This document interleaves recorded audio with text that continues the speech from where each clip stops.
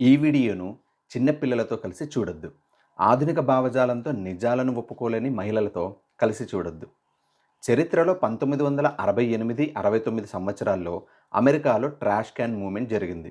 అమెరికాలోని అట్లాంటిక్ సిటీలో జరిగిన మిస్ అమెరికా అందాల పోటీల వేదిక వద్ద ఈ నిరసనలు జరిగాయి.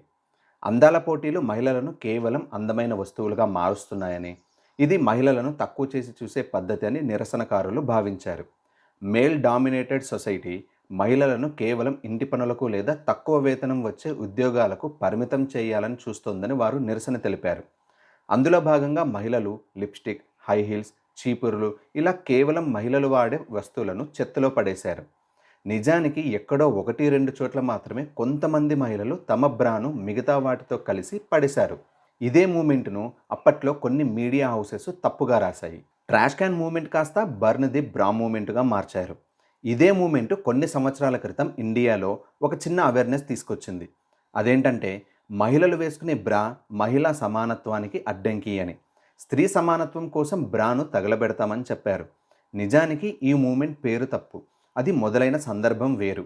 ఇవేమీ పట్టించుకోకుండా ఇండియాలో సెలబ్రిటీస్ మాత్రం బ్రాను తగలబెట్టడం స్త్రీ స్వేచ్ఛా సమానత్వానికి నిదర్శనగా భావించి వాళ్ళు పాటించారో లేదో ఎవరికీ తెలియదు, కానీ మీడియాలో తమను తాము స్త్రీవాదులం అని నిరూపించుకోవటానికి మాత్రం ఇలాంటి స్టేట్మెంట్స్ చేశారు. Are you a burn the bra kind of feminist? And for me, that is feminism at its core.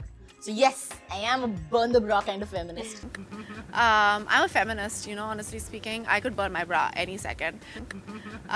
I'm a feminist, honestly speaking. I could burn my bra any second. ఇదే విధంగా గత కొన్ని రోజుల నుంచి ఎక్కడ చూసినా ఒకటే పేరు ఎక్కువగా వినిపిస్తోంది. అదే యాక్టర్ శివాజీ. సొసైటీ, సెలబ్రిటీస్ రెండుగా చీలిపోయి టీవీల్లో డిబేట్ పెట్టుకునే స్థాయిలో ఉంది ఇప్పుడు ఈ వివాదం. నిజానికి చరిత్రను ఒక్కసారి చూస్తే ఇలాంటి శివాజీలు, అనసూయలు, చిన్మయులు చాలామంది కనిపిస్తారు. అసలు ప్రపంచంలో ఫెమినిజం ఎందుకు? ప్రపంచమంతా ఉన్న ఫెమినిజం, ఇండియాలో ఉన్న ఫెమినిజం రెండు ఒకటేనా? ఒకప్పుడు స్త్రీ సమానత్వం, హక్కుల కోసం మొదలైన ఫెమినిజంను 2025 నాటికి 40% మహిళలే ఈ ఫెమినిజంను ఎందుకు వ్యతిరేకిస్తున్నారు? ఇండియాలో మహిళలు తమ అండర్వేర్ అంటే తమ చెడ్డీలను విసిరేయటం కూడా మహిళా స్వేచ్ఛకు ఒక మంచి ముందడుగు అని ఎందుకు అనుకున్నారు? ఇవే కాదు, చాలా చాలా విషయాలు, మీరు ఆశ్చర్యపోయే ఎన్నో విషయాలు తెలుసుకుందాం. ముందుగా ఫెమినిజం ఎలా స్టార్ట్ అయిందో తెలుసుకుందాం. ప్రపంచవ్యాప్తంగా స్త్రీవాదం అదే ఫెమినిజం అంటే కేవలం స్త్రీల హక్కుల కోసం పోరాడమే కాదు, సమాజంలోని ప్రతి వ్యక్తికి, అది ఆడైనా మొగైనా, సమాన అవకాశాలు మరియు హక్కులు కల్పించే ఒక న్యాయమైన వ్యవస్థను నిర్మించటం. పుట్టినప్పుడు ఉండే శారీరక భేదాలు సామాజిక హోదాలో భేదాలకు కారణం కాకూడదని ఫెమినిజం చెప్తుంది. ఇది లైంగిక దోపిడీని, అణచివేతను అంతం చేయడానికి మరియు విద్య, ఉద్యోగ రంగాలలో సమాన అవకాశాలను, గౌరవాన్ని, స్వేచ్ఛను, హక్కులను సాధించటానికి కృషి చేస్తుంది. కానీ ఇండియాలో ఈ స్త్రీవాదం అంటే ఫెమినిజం కేవలం లింగ వివక్షకే పరిమితం కాకుండా ఇక్కడి కులం, మతం మరియు వర్గాలతో ముడిపడి ఉంది. అంటే మహిళలుగా మాత్రమే డిఫరెన్స్ చూపకుండా కులం, మతం పేరుతో కూడా మహిళలకు సమానత్వం, గౌరవం ఇవ్వటం లేదు ఇక్కడ. కాబట్టి ప్రపంచంలో ఫెమినిజం, ఇండియాలో ఫెమినిజం ఒకేలా లేకపోయినా దాని కోర్ మాత్రం సేమ్. ఫెమినిజం అంటే ఈ పదం లాటిన్ పదం ఫెమినా అంటే స్త్రీ మరియు ఫ్రెంచ్ పదం ఫెమినైజం నుంచి ఉద్భవించింది. చాలా చారిత్రక ఆధారాల ప్రకారం ఫ్రెంచ్ తత్వవేత్త చార్లెస్ ఫోరియర్ 1837లో ఈ పదాన్ని సృష్టించారని తెలుస్తోంది. ఆశ్చర్యకరంగా ఈ పదం మొదట మహిళా హక్కుల కోసం వాడబడలేదు. 1871లో ఒక ఫ్రెంచ్ వైద్య పాఠ్యాంశంలో క్షయవ్యాధితో బాధపడుతూ స్త్రీ లక్షణాలు కలిగిన పురుష రోగులను వివరించడానికి దీనిని ఉపయోగించారు. 1872లో ఫ్రెంచ్ రచయిత అలెగ్జాండర్ డూమాస్ ఫిల్స్ ఈ ఫెమినిజం అనే పదాన్ని రివర్స్లో యూజ్ చేశాడు. 1880 మరి 1890ల చివరి నాటికి ఈ పదం లింగ సమానత్వం అంటే జెండర్ ఈక్వాలిటీ మరియు స్త్రీల హక్కుల కోసం జరిగే పోరాటానికి అధికారిక పేరుగా మారింది. మహిళల సమానత్వం, హక్కుల కోసం మొదటి ఉద్యమం స్త్రీలకు ప్రత్యేక చట్టపరమైన గుర్తింపు కావాలి అని జరిగింది. అప్పటి కోవర్చర్ చట్టాల ప్రకారం పెళ్ళైన మహిళలను భర్త ఆస్తిగా పరిగణించబడేవారు. ఈ వ్యవస్థను ఎదిరిస్తూ స్త్రీలకు ఓటు హక్కు సాధించటం, ఆస్తి హక్కులు మరియు విద్యా హక్కుల కోసం ఈ ఉద్యమాన్ని ప్రారంభించారు. కానీ ఇండియాలో ఫెమినిజం మాత్రం ప్రధానంగా మగవారి స్వేచ్ఛ, సమానత్వానికి పోటీగా మారింది. అందుకే ఇప్పుడు మనం శివాజీ గారి వివాదంలో కానీ, అంతకుముందు సీనియర్ యాక్టర్ అన్నపూర్ణమ్మ గారి విషయంలోనూ ఇలా చాలా విషయాల్లో మగవారికి ఉన్న స్వేచ్ఛ చుట్టూనే ఈ ఫెమినిజం తిరిగింది. కానీ చరిత్రలో జరిగిన చాలా స్త్రీ ఉద్యమాలు వారి హక్కుల కోసం, సమానత్వం కోసం జరిగాయి. చరిత్రను ఒక్కసారి గమనిస్తే ప్రపంచవ్యాప్తంగా మహిళల హక్కుల కోసం, సమానత్వం కోసం, వారిపై జరుగుతున్న దురాఘాతాలపైనే మహిళలు మొదటగా పోరాడారు. కానీ ఇండియాలో పరిస్థితి కొంచెం different. Raja Rammohan Roy, Jyotirao Phule, Kandukuri Veeresalingam Pantulu, Ishwar Chandra Vidyasagar, doctor BR Ambedkar, ధొండో Keshava Karvy ఇలా చాలామంది పురుషులు మహిళల కోసం నిలబడ్డారు.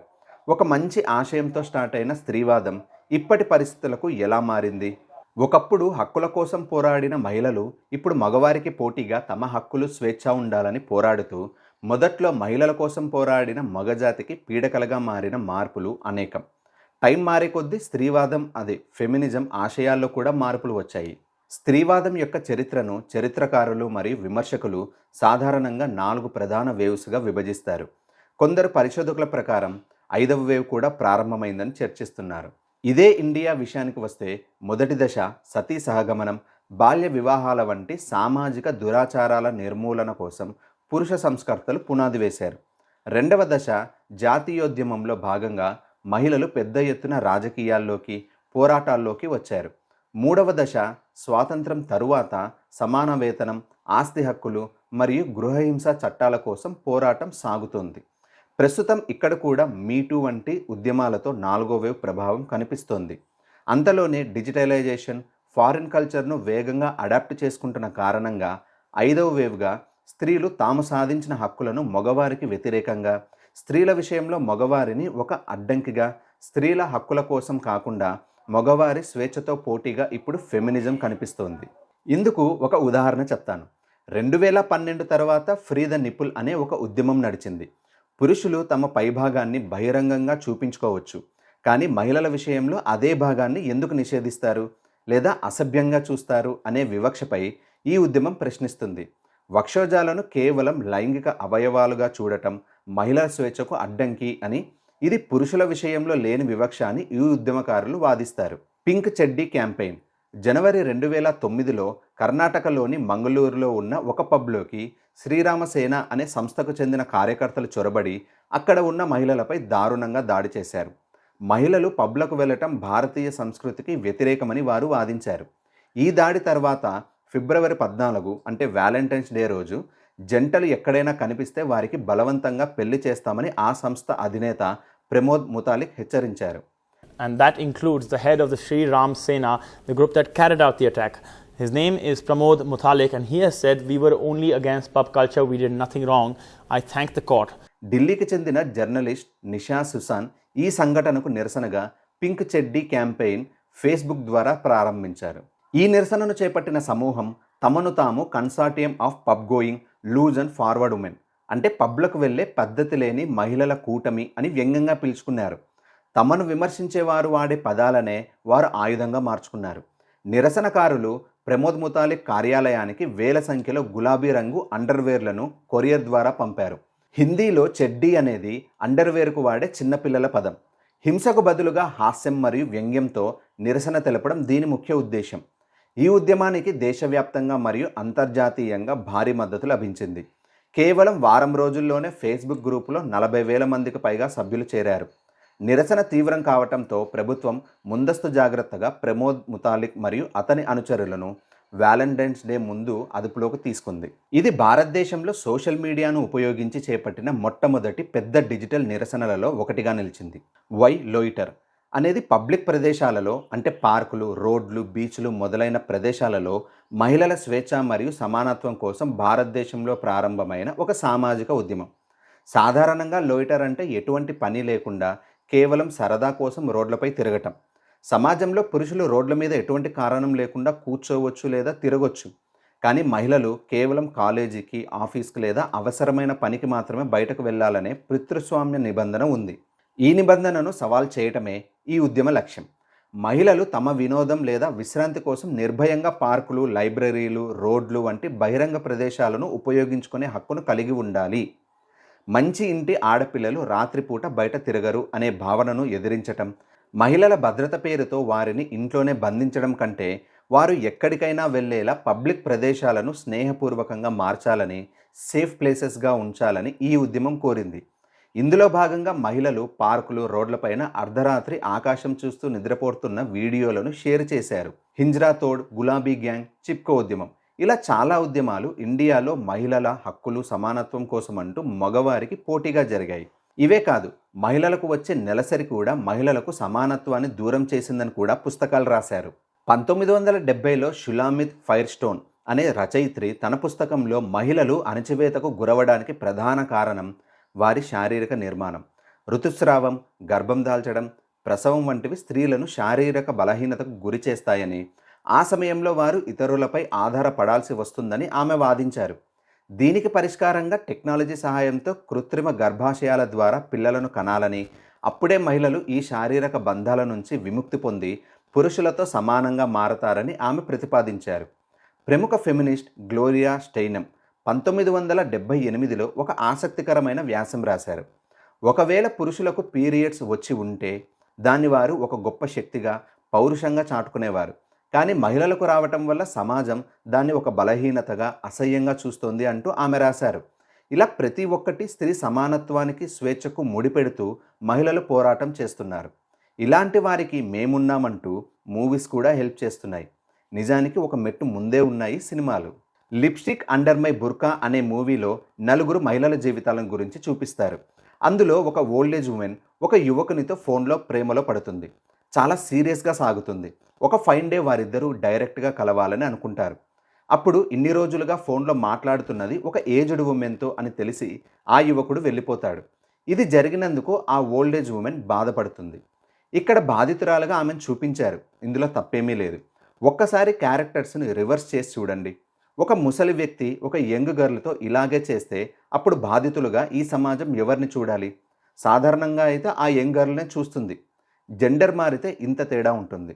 ఇదే సినిమాలో ఇంకో లేడీ క్యారెక్టర్ గురించి ఒక సీన్లో ఆమె ఎంగేజ్మెంట్లో కాబోయే భర్తను పక్కన పెట్టేసి తన లవర్తో ఎక్స్లో పాల్గొంటుంది.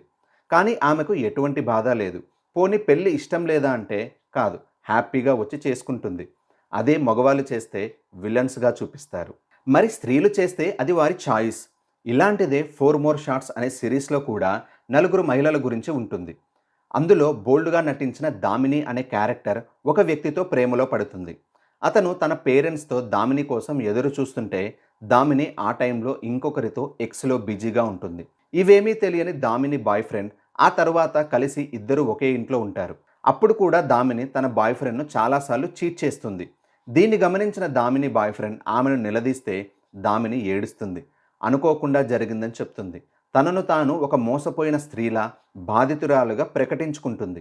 ఇదే కాదు, నాగచైతన్య భార్య శోభితా గారు నటించిన మేడ్ ఇన్ హెవెన్ అనే వెబ్ సిరీస్లో ఇద్దరు వెడ్డింగ్ ప్లానర్స్ జీవితం గురించి చూపించారు.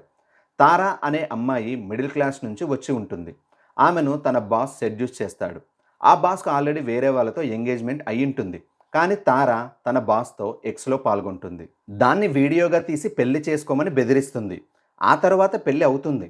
తన భర్త కొన్ని కారణాల వల్ల మోసం చేశాడని డివోర్స్కు వెళ్తారు ఇద్దరు. ఇంతలో తారా ఇంకొక వ్యక్తితో రిలేషన్లో ఉంటుంది. రిలేషన్లో ఉంటూనే డివోర్స్ సెటిల్మెంట్గా పెద్ద బంగ్లా కోసం తన మాజీ భర్తతో ఎక్స్లో పాల్గొంటుంది. దీన్ని గమనించిన తన లవర్ తప్పని చెప్పే ప్రయత్నం చేస్తే ఎప్పుడూ తన కోసం నిర్ణయాలు తీసుకునే ఆలోచన కూడా చేయొద్దు అని వార్నింగ్ ఇస్తుంది. Please don't think you can ever make that decision for me. నిజమే, ఒక స్త్రీ కోసం ఎవ్వరూ నిర్ణయాలు తీసుకోకూడదు. తన జీవితం గురించి తానే నిర్ణయాలు తీసుకోవాలి. కానీ ఒక రిలేషన్లో ఉన్నప్పుడు మన కోసం మన పార్ట్నర్ కూడా నిర్ణయాలు తీసుకోకూడదు అంటే ఇంకా ఆ రిలేషన్ ఎందుకు? సో ఈ కాలంలో ఇదే ట్రూ ఫెమినిజం. స్త్రీలు మోసం చేసిన వాళ్ళే బాధితులు.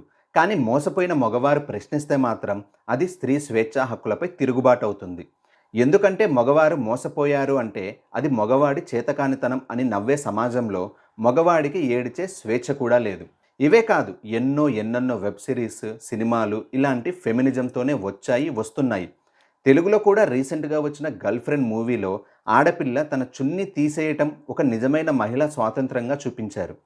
After seeing the climax, I want to remove this. I like that. I want to face life. You are such a great inspiration. ఇక ఫెమినిజంలో సోషల్ మీడియా పాత్ర కూడా చాలా వేగంగా మారిపోతుంది. ఒకప్పుడు భర్త భార్యను మోసం చేయకూడదు అని వాదించిన స్త్రీవాదులు ఇప్పుడు 10 మందిని ట్రై చేసి ఒక్కరిని సెట్ చేసుకోమని చెప్తున్నారు. ఇలాంటి వారిని స్త్రీ జాతి ఆదర్శంగా చూస్తుంది. Like just because I said go into 100 relationships. నువ్వు 4 రకాల బిర్యానీ తింటే కదా నీకు ఏ బిర్యానీ నచ్చిందో తెలియ నీకు.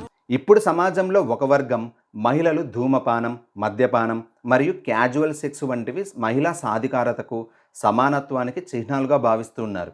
అంతేనా, సెక్స్ చేయాలంటే మగాడు ఎందుకు అని ఉద్యమాలు చేసిన సందర్భాలు కూడా చరిత్రలో ఉన్నాయి. సెక్స్ కోసం మగాడిపై ఆధారపడటాన్ని స్త్రీ సమానత్వానికి ఒక అడ్డంకిగా చూశారు. 1980 ప్రముఖ రచయిత్రి అడ్రియన్ రిచ్ తన కంపల్సరీ హెరిటోసెక్సువాలిటీ అండ్ లెస్బియన్ ఎగ్జిస్టెన్స్ అనే వ్యాసంలో ఒక సంచలన వాదన చేశారు. సమాజం మహిళలను పురుషులపై లైంగికంగా ఆధారపడేలా బలవంతం చేస్తోందని ఆమె అన్నారు. దీనిని ఆమె కంపల్సరీ హెరిటోసెక్సువాలిటీ అని పిలిచారు. పొలిటికల్ లెస్బియనిజం 1970లలో బ్రిటన్ మరియు అమెరికాలో ఈ ఉద్యమం చాలా బలంగా జరిగింది. స్త్రీలు పురుషులతో పడక గదిని పంచుకున్నంతకాలం మహిళలు పురుషాధిక్యత నుంచి విముక్తి పొందలేరు అని వీరు నమ్మారు. 1987లో ఆండ్రియా డ్వర్కిన్ అనే ఫెమినిస్ట్ పురుషాధిక్య సమాజంలో జరిగే ఇంటర్కోర్స్ అనేది స్త్రీని లొంగదీసుకోవటానికి, ఆమె శరీరాన్ని ఆక్రమించటానికి పురుషుడు ఉపయోగించే ఒక ఆయుధమని తన పుస్తకం ఇంటర్కోర్స్లో రాశారు. అంతేకాదు, women only spaces, self pleasure moment ఇలాంటి పేర్లతో మీరు సెర్చ్ చేస్తే వీటి ఉద్దేశం ఏంటో మీకే తెలుస్తుంది. ఇలాంటి పుస్తకాలను రాసిన వారిని మేధావులుగా చూసింది సమాజం.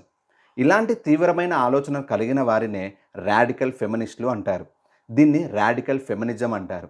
వీరి అంతిమ ధ్యేయం ఏంటంటే పురుషాధిక్య సమాజం నుంచి మహిళలు పూర్తిగా విడిపోయి తమ సొంత వ్యవస్థను నిర్మించుకోవాలని కొంతమంది కోరారు. వీళ్ళ దృష్టిలో మత గ్రంథాలు కూడా పురుషులే రాశారు కాబట్టి వాటిని కూడా దూరం పెట్టాలి అని రాడికల్ ఫెమినిస్టులు అంటారు. ముఖ్యంగా పట్టణ ప్రాంతాల్లోని యువతలో ఇలాంటి ధోరణి ఎక్కువగా కనిపిస్తుంది. ఇటువంటి ప్రవర్తనను ప్రోత్సహించేవారికి, ఫాలో అయ్యేవారికి సోషల్ మీడియాలో బాస్ లేడీ, క్వీన్ లేదా స్మాషింగ్ ప్యాట్రియార్కీ వంటి ట్యాగులు ఇచ్చి గ్లోరిఫై చేస్తున్నారు. ఇలాంటి వారిని ఆధునిక మహిళలుగా చూస్తున్నారు. దీపికా పదుకొనే మై చాయిస్ అనే షార్ట్ ఫిల్మ్లో పెళ్లికి ముందు లేదా తర్వాత పరాయి పురుషుడితో సంబంధం పెట్టుకోవడం ఆమె ఇష్టమని చూపించడం పెద్ద వివాదానికి దారితీసింది. కానీ దీపికా పదుకొనేను సమర్థించిన వారు కూడా ఉన్నారు. To have sex before marriage, to have sex outside of marriage, to not have sex. My choice. ఇలాంటి ఫెమినిజం ఇండియాలో పుట్టింది కాదు, ఆ పుణ్యమంతా విదేశాలదే. మగవాళ్ళ కంటే స్త్రీలు ఎందుకు తక్కువ? మగవాళ్ళు ఏం చేస్తే మేము అదే చేస్తాం. అదే స్త్రీ సమానత్వం. ఇదే ట్రూ ఫెమినిజం. ఇప్పుడు ప్రపంచమంతా ఇదే ప్యాటర్న్ కనిపిస్తుంది. ప్రపంచవ్యాప్తంగా జరిగిన ఒక సర్వే ప్రకారం 3 పురుషులలో ఒకరు ఫెమినిజం వల్ల ప్రయోజనం కంటే నష్టమే ఎక్కువ జరుగుతోందని భావిస్తున్నారు. అలాగే 10 మందిలో 4 మహిళలు కూడా ఫెమినిజం వల్ల పురుషులపై అనవసర భారం పడుతోందని అభిప్రాయపడుతున్నారు. ఫెమినిజం అంటే మగవారిని ద్వేషించడం అనే అపోహ బలంగా ఉండటం వల్ల 53% మహిళలు మాత్రమే తమను తాము ఫెమినిస్టులుగా చెప్పుకుంటున్నారు. కొన్ని సర్వేల ప్రకారం ఫెమినిస్టుల్లోనే ఈ విషయాలపై తీవ్రమైన విభేదాలున్నాయి. ఒక వర్గం సెక్స్ పాజిటివిటీని సమర్థిస్తుంటే మరో వర్గం ఇది మహిళలను కేవలం ఒక వస్తువుగా మార్చి మళ్ళీ మేల్ డామినేషన్ వైపు వెళ్ళేలా పరోక్షంగా తోడ్పడుతుందని వాదిస్తూ ఉన్నారు. అంతేకాదు, ఈ స్త్రీవాదం అందరికీ సమానంగా ఉండదు. మతాలను బట్టి మారిపోతూ ఉంటుంది, దేశాలను బట్టి మారిపోతూ ఉంటుంది. ఆయా దేశాల్లో మహిళలపై ఉండే చట్టాల్లో ఉండే వివక్ష ప్రకారం ఉద్యమాలు జరుగుతూ ఉంటాయి.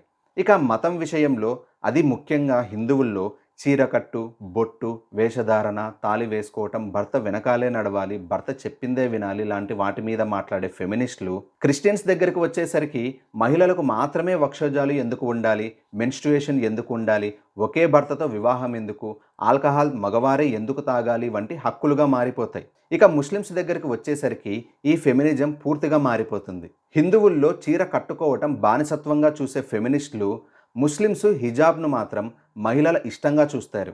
హిజాబ్ ధరించడం వెనుకబాటు కాదు, సమానత్వం లేకపోవడం అంతకంటే కాదు, అది మహిళల ఇష్టం, స్వేచ్ఛగా మారిపోతుంది. ఇప్పుడిప్పుడు కొన్ని ఇస్లామిక్ దేశాల్లో వారు కుల అంటే మహిళ ఏకపక్షంగా విడాకులు తీసుకునే హక్కు వంటి వాటి కోసం పోరాడుతున్నారు.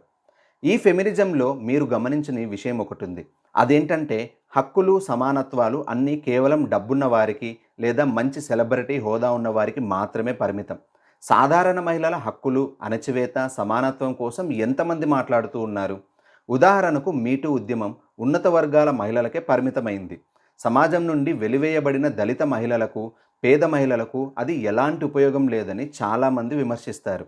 అందుకే ఇప్పుడు ప్రపంచవ్యాప్తంగా ఫెమినిజం అంటే స్త్రీలు కూడా భయపడుతూ ఉన్నారు. దీనికి ముఖ్యంగా 2 కారణాలు. ఒకటి, ఇప్పటి ఫెమినిజం అంటే కేవలం మగవారికి వ్యతిరేకంగా పోరాటం అనే విధంగా అయ్యింది. ఇక రెండవ కారణం, ఈ హక్కులు, సమానత్వం కేవలం సెలబ్రిటీలకు, పట్టణాల్లో ఉండే డబ్బున్న లేదా ఎగువ మధ్యతరగతి వారికి మాత్రమే పరిమితం అవ్వటం. అందుకే ప్రపంచవ్యాప్తంగా పురుషులతో పాటు మహిళలు కూడా ఇప్పటి ఈ ఫెమినిజాన్ని ఒప్పుకోవటం లేదు. ఇక చట్టాలు కూడా తమ వంతు హెల్ప్ చేయడానికి రెడీగా ఉన్నాయి. మహిళల రక్షణ కోసం, భద్రత కోసం చేసిన చట్టాలను కూడా మహిళలు వారి స్వేచ్ఛ, సమానత్వం పేరుతో మగవారికి వ్యతిరేకంగా కేసులు పెట్టడానికి ఉపయోగిస్తూ ఉన్నారు. Joseph shine versus union of India adultery case 2018 చారిత్రక తీర్పుగా నిలిచిన ఈ కేసులో సుప్రీంకోర్టు కీలక వ్యాఖ్యలు చేసింది. పాత చట్టం ప్రకారం భార్య మరొకరితో సంబంధం పెట్టుకుంటే భర్త కేసు పెట్టవచ్చు. అంటే భార్య ఎవరితో ఉండాలో, ఏం చేయాలో నిర్ణయించుకునే హక్కు తనకు లేనట్లుగా పరిగణించేవారు. కానీ ఈ కేసులో భర్త భార్యకు యజమాని కాదు అని సుప్రీంకోర్టు పేర్కొంది. వివాహం అయినంత మాత్రాన స్త్రీ తన స్వేచ్ఛను, లైంగిక స్వయం ప్రతిపత్తిని భర్తకు దారాదత్తం చేసినట్లు కాదని స్పష్టం చేస్తూ అడల్టరీ చట్టాన్ని రద్దు చేసింది. అంటే అర్థం ఏంటో మీకు అర్థమయ్యే ఉంటుంది. అలాగే దీప్తి కపూర్ వర్సెస్ కునాల్ కపూర్. ఈ కేసులో భర్త తన భార్య పరాయి వ్యక్తితో మాట్లాడుతోందని నిరూపించటానికి ఆమెకు తెలియకుండా ఆమె మొబైల్ ఫోన్ నుంచి డేటాను సేకరించి కోర్టులో సాక్ష్యంగా సమర్పించాడు. భార్య మొబైల్ ఫోన్ను ఆమె అనుమతి లేకుండా చెక్ చేయటం లేదా అందులోని సమాచారాన్ని దొంగతనంగా సేకరించటం గోప్యతా హక్కును ఉల్లంఘించడమేనని కోర్టు పేర్కొంది. భార్య అంటే భర్తకు చెందిన ఆస్తి కాదు. ఆమెకంటూ ఒక వ్యక్తిగత జీవితం, గోప్యత ఉంటాయి. ఒక తప్పును నిరూపించడానికి మరొక తప్పు అంటే అనుమతి లేకుండా డేటా దొంగిలించడం చేయటం చెల్లదు అని కోర్టు స్పష్టం చేసింది. మరి భార్య భర్తను మోసం చేస్తున్నానని ఒప్పుకుంటుందా? విడాకులు కావాలని అడిగితే భరణం లేకుండా విడిపోయే పరిస్థితులు ఉన్నాయా? ఇదే ఒక భర్త వేరే అమ్మాయితో తిరుగుతున్నాడని నిరూపించడానికి స్త్రీలు భర్త యొక్క మొబైల్ రికార్డ్స్, ఫొటోస్ను సాక్ష్యంగా ఇచ్చిన కేసులు చాలా ఉన్నాయి. అంటే ఇక్కడ ప్రైవసీ కేవలం మహిళలకే, పురుషులకు కాదు. ఇలా చెప్పుకుంటూ పోతే ఎన్నెన్నో కేసులు ఉన్నాయి. స్త్రీవాదం, అదే ఫెమినిజం పేరుతో పురుషులపై తప్పుడు కేసులు పెడుతున్నారని, ఇది మగవారిపై వివక్షకు దారితీస్తుందనే వాదన కూడా బలంగా ఉంది. అందుకే ఇలాంటి ఫేక్ కేసులు ఎదుర్కొనే వారి కోసం చాలా సంస్థలు పనిచేస్తున్నాయి. ఇవి కేవలం అన్యాయంగా కేసులు ఎదుర్కొంటున్న మగవారికి న్యాయ సహాయం చేస్తాయి. ఇప్పుడు జరుగుతున్న యాక్టర్ శివాజీ వివాదం స్త్రీ హక్కుల్లో 5th వేవ్. అంటే మగవారితో పోటీ పడుతూ మగవారితో సమానంగా స్వేచ్ఛ, సమానత్వం కోరుకునే ఉద్యమం. ఇందులో భద్రత, సమాజం, సంప్రదాయాల కంటే స్వేచ్ఛ మాత్రమే ప్రధానం. ఇప్పుడు శివాజీని తప్పుపట్టే ఫెమినిస్టులు మగవారు ఏడిస్తే మేము ఏడవాలి అని పోటీ పెట్టుకోరు. ఏడిచే మొగాలను చూసి నవ్వుకుంటారు. ఏడుపు స్త్రీల జన్మ హక్కు అంటారు. ఎక్కడైనా డిన్నర్కు వెళ్ళినప్పుడు స్త్రీల కోసం కుర్చీ వెనక్కి జరిపి కూర్చోబెట్టాలి, అది మర్యాద అంటారు. కష్టమైన పనుల్లో ఇబ్బందులు ఎదురయ్యే సందర్భాల్లో మగవారి సహాయం కోసం ఎదురు చూస్తారు. బస్సుల్లో స్త్రీల కోసమే ఈ సీట్ అని రాసి ఉంటే అది వారిని తక్కువ చేయటం కాదు, మర్యాద ఇవ్వటం అంటారు. ప్రయాణాల్లో స్త్రీ నిలబడితే సీట్లలో కూర్చున్న మగవారిపై కన్నెర చేస్తారు. ఇక్కడ సమానత్వం గుర్తుకు రాదు. ఇలా చెప్పుకుంటూ పోతే ఎన్నున్నాయో. అంతెందుకు, ఇప్పుడు మా శరీరం మా ఇష్టం, మా బట్టలు మా ఇష్టం అని చెప్తున్న సెలబ్రిటీస్ వారి పిల్లలకు కూడా వారికి నచ్చిన బట్టలను వేసుకునే స్వేచ్ఛను ఇస్తున్నారా? వారి ఇంట్లో ఆడవాళ్లకు అంత స్వాతంత్రాన్ని ఇస్తున్నారా? వారి ఇంట్లో స్త్రీలకు ఇవ్వలేని స్వాతంత్రం, స్వేచ్ఛ గురించి బయటి వారికి ఎందుకు చెప్తున్నారు? ఇప్పుడు బట్టల గురించి పనులన్నీ మానేసి మాట్లాడుతున్న వారు మన అథ్లెట్ గోల్డ్ మెడల్ గెలిస్తే ఒక్క పదం, కనీసం తన గురించి ఒక్క ఫోటో అయినా పెట్టారా? అసలు మన 2 తెలుగు రాష్ట్రాల్లో సాధారణ మహిళల హక్కుల కోసం ఒక్కరైనా ఏదైనా కృషి చేస్తున్నారా? ఇప్పటి ఫెమినిజం ఒక రకంగా సెలెక్టివ్ ఫెమినిజం. అంటే వారికి ఇష్టం వచ్చిన చోట హక్కులు, సమానత్వం వాడతారు. వారు ఇబ్బంది పడే చోట రక్షణ, బాధ్యత, గౌరవం అంటారు. వేసుకునే బట్టలు ఎలా ఉన్నా మగవారు ఏమీ చేయకూడదు, అలా మగవారిని పెంచాలి అని ఒక సినిమాలో డైలాగ్ ఉంది. అవును, సమాజంలో ఒక స్త్రీ ఎలా ఉండాలో చెప్పినప్పుడు ఒక పురుషుడు ఎలా ఉండాలో కూడా తల్లిదండ్రులు నేర్పించాలి. అయినా సల్మాన్ ఖాన్, షారుఖ్ ఖాన్, అల్లు అర్జున్, ప్రభాస్ వంటి వారు షర్టు విప్పితే ఆనందపడి ఏవేవో కలలు కనే మహిళలు ఉన్నట్లే స్త్రీలు ధరించే వస్త్రాలను బట్టి అలాగే ప్రవర్తించే పురుషులు కూడా ఉంటారు. మహిళలను చూసి మగవాళ్ళల్లో టెస్టోస్టిరాన్, డోపమైన్, ఆక్సిటోసిన్ మరియు వాసోప్రెసిన్ వంటి కెమికల్ రియాక్షన్ జరగటం మూలంగా కలిగే ఫీలింగ్స్ను ప్రీఫ్రంటల్ కార్టెక్స్ అనే మెదడులోని ఒక భాగం ఇది మంచా చెడా అని విశ్లేషించే పని చేస్తుంది. కానీ డోపమైన్ మరియు టెస్టోస్టిరాన్ స్థాయిలు విపరీతంగా పెరిగినప్పుడు ఈ నియంత్రణ తగ్గే అవకాశం ఉంటుంది. అలాంటి సమయాల్లోనే రేప్ చేయాలని ఆలోచనలు ఎక్కువ అవుతాయి. ఆడవాళ్ళను ముట్టుకోవాలి, కౌగిలించుకోవాలి లాంటి ఆలోచనలు వస్తాయి. అదేవిధంగా మగవారిని చూసినప్పుడు స్త్రీలలో కోరిక కలగటానికి testosterone, estrogen, progesterone, dopamine, oxytocin లాంటి కెమికల్ రియాక్షన్ జరుగుతుంది. అందరూ తమ శరీరంలో జరిగే కెమికల్ రియాక్షన్ను కంట్రోల్లో పెట్టుకుంటారు అని గ్యారెంటీ లేదు. బట్టలు మంచిగా వేసుకున్నంత మాత్రాన అంతా మంచిగా చూస్తారు అని కాదు. అలాగని ఇష్టం వచ్చిన బట్టలు వేసుకుని తిరగడం కరెక్ట్ కాదు. దేనికైనా ఒక లిమిట్ ఉంటుంది. ఆ లిమిట్లో మహిళలు పురుషులు ఉన్నంత వరకు ఎవ్వరికీ ఏ ఇబ్బంది రాదు. 2019-20లో మధ్యప్రదేశ్లో ఒక మహిళ తన సహచరులతో కలిసి ఒక యువకుడిని కిడ్నాప్ చేసి బంధించి లైంగికంగా వేధించినట్లు వార్తలు వచ్చాయి. కానీ ఒక్క ఫెమినిస్ట్ కూడా దీని గురించి మాట్లాడారు. జింబాబ్వేలో 2011-12 సమయంలో ఒక వింతైన క్రైమ్ వేవ్ నడిచింది.